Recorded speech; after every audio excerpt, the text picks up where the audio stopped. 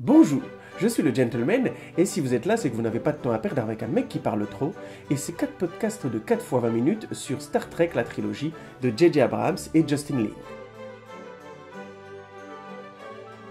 Parce qu'évidemment, 4 épisodes de 4 fois 20 minutes, il y a encore plus de monde qui va l'écouter.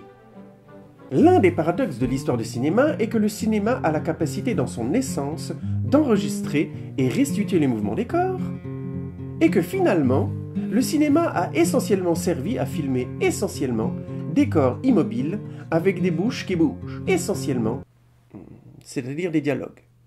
I'm Captain Obvious. Pour ceux du fond qui n'écouteraient pas. N'est-ce pas, Astrid? Ça suffit. Ça suffit. Le dialogue posé est donc presque une contradiction du cinéma. Essentiellement, il impose la staticité qui s'oppose au mouvement perpétuel que réclame la nature du cinéma.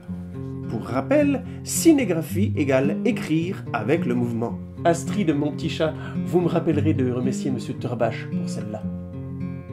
Les réalisateurs n'ont eu de cesse de biaiser, tordre, mettre en mouvement les dialogues pour les rendre digestes, agréables à suivre.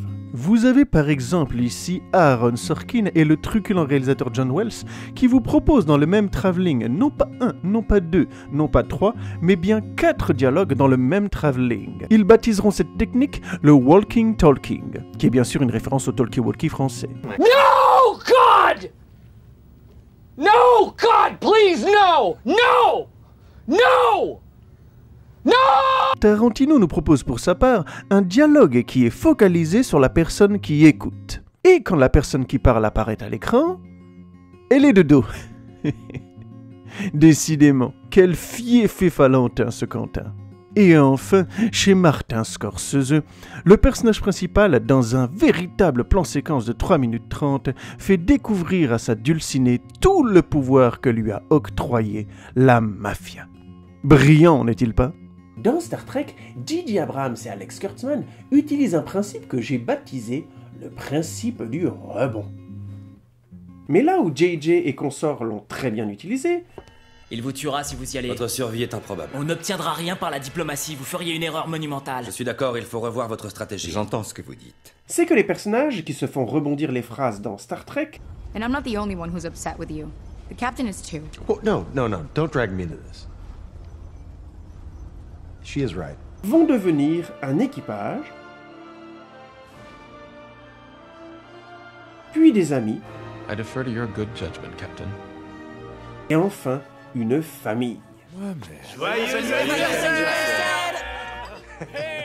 Jusqu'au moment où la source du dialogue, la phrase, va finir par les unir directement en un seul et même corps qui parle. On note d'ailleurs que le vaisseau devient alors littéralement leur corps et que leurs voix unies deviennent la voix de l'Enterprise. Voici les voyages du vaisseau spatial Enterprise. Sa mission, explorer de nouveaux mondes étranges. Découvrir de nouvelles vies. Et d'autres civilisations. Et au mépris du danger, avancer vers l'inconnu. De rien.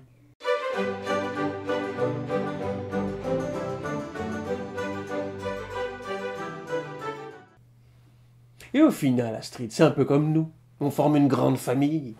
Hein? Vous êtes bien quand même ici, hein? Ce beau petit 5 mètres carrés qu'on vous a donné.